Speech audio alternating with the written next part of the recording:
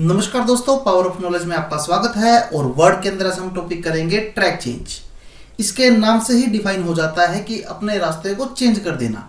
देखिए, कई बार क्या होता है कि हम कुछ ऐसी रिस्ट्रिक्शंस लगाना चाहते हैं कि अगर हमारे अलावा कोई हमारे डॉक्यूमेंट में चेंज करता है तो उसका हमें पता लग जाए। तो उस ऑप्शन को हम यूज करते हैं ट्रैक चेंज के थ्रू। तो आइए देखते हैं उस ऑप्शन को कैसे यूज करेंगे। तो सबसे पहले मैं यहाँ पर टेक्स्ट ले लेता हूँ। टेक्स्ट के लिए मैं रैंडम फंक्शन को यूज करता हूँ कि मैंने यहाँ रैंडम फंक्शन लगाया और मेरे पास टेक्स्ट अवेलेबल हो गया।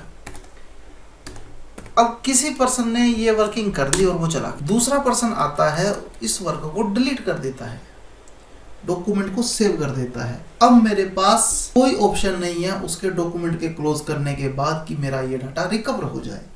तो मैं क्या करता हूँ, उसके इस वर्क को परफॉर्म करने से पहले ही जब मैंने अपना डॉक्यूमेंट चेंज किया तो मैंने यहां पर ट्रैक चेंजेस लगा दिए। तो जैसे ही मैंने यहां ट्रैक चेंज को लगाया, अब अगर कोई यूजर इसको डिलीट कर भी देता है कोई इशू नहीं है, उसके लिए ये डिलीट हो चुका है। उसने एक पैराग्राफ और डिलीट कर दिया, कोई इशू नहीं है। मैं कहता हूं कि उस यूजर ने क्या कहा कि आप बीच में आके थोड़ा सा और काम कर दिया। अब मुझे पता ही नहीं कि मेरा काम कहाँ शुरू था कहाँ खत्म था, तो मेरे पास ऐसा कुछ भी इंफॉर्मेशन नहीं है। लेकिन मैं ट्रैक चेंज को लगा चुका हूं। अब मैं यहाँ फाइंड कर सकता हूं कि मेरे पास क्या वर्किंग हुई क्या नहीं हुई। कैसे करनी है, आप मार्कअप में जाइए, आपके पास ऑल मार्कअप का ऑप्शन है। तो जैसे ही आपने ऑल मार्कअप किया, यहां पर आपके पास ओवरऑल डिटेल आ गई कि किसी यूजर ने आपके पास से किस इंफॉर्मेशन को डिलीट किया, कौन सी इंफॉर्मेशन उसने और ऐड की।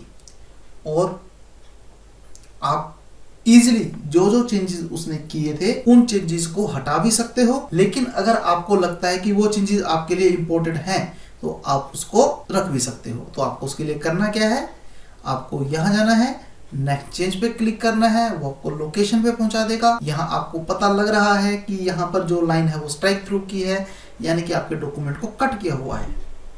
अब मैं कहता हूं कि ये कटिंग उसने ठीक की है, मुझे इसकी रिक्वायरमेंट नहीं थी, मैं एक्सेप्ट करूंगा एंड मूव नेक्स्ट।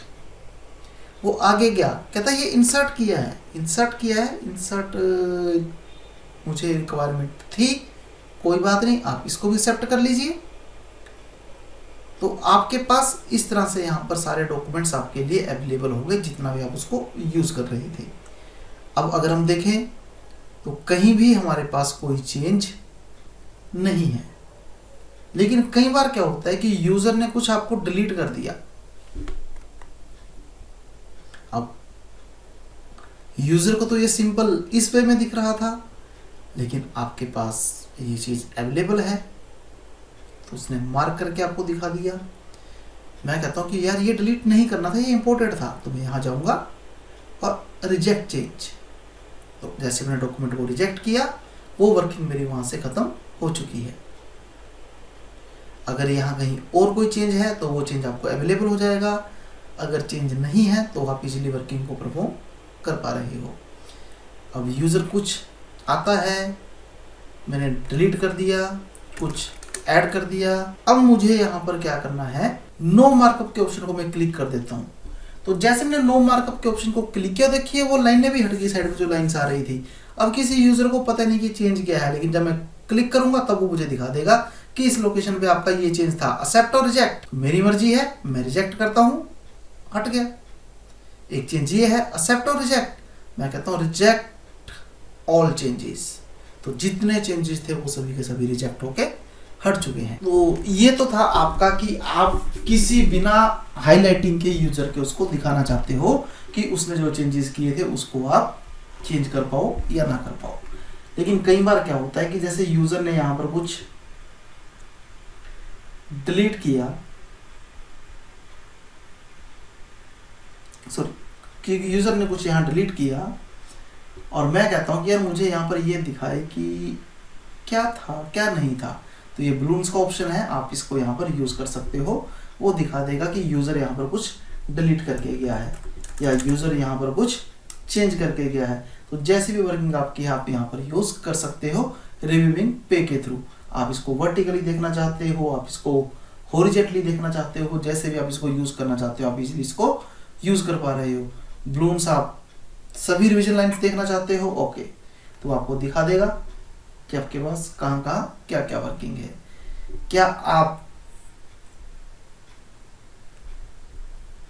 जो आपके ब्लूम्स हैं इसमें सिर्फ कमेंट और फॉर्मेटिंग देखना चाहते हो तो आपके पास हर तरह के अवेलेबल है ऑप्शन, आप किसी भी ऑप्शन को यूज कर सकते हो। ये हॉरिजॉन्टल और वर्टिकल के लिए जो रिव्यू पेन आपका था कि आपने यहाँ पर 2 चेंजेस हुए हैं, दोनों चेंजेस क्या क्या हैं, एक इंसर्ट किया है, एक डिलीट किया है।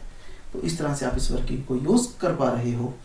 अब सबसे बड़ा हमारे पास ऑब्जेक्शन क्या हो जाता है कि यार ट्रैक चेंज का ऑप्शन तो किसी को भी पता होगा, अगर मुझे ट्रैक चेंज का ऑप्शन पता है तो दूसरे पर्सन को भी तो पता होगा, तो मैं यहाँ पर जाकर इसको लॉक ट्रैकिंग कर सकता हूँ।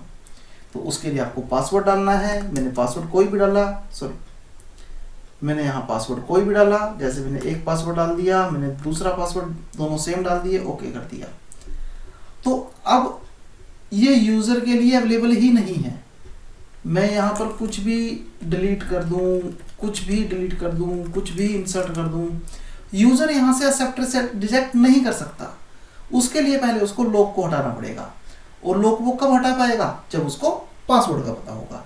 तो फ्रेंड्स, हमारी आज की क्लास में इतना ही था। Thank you very much.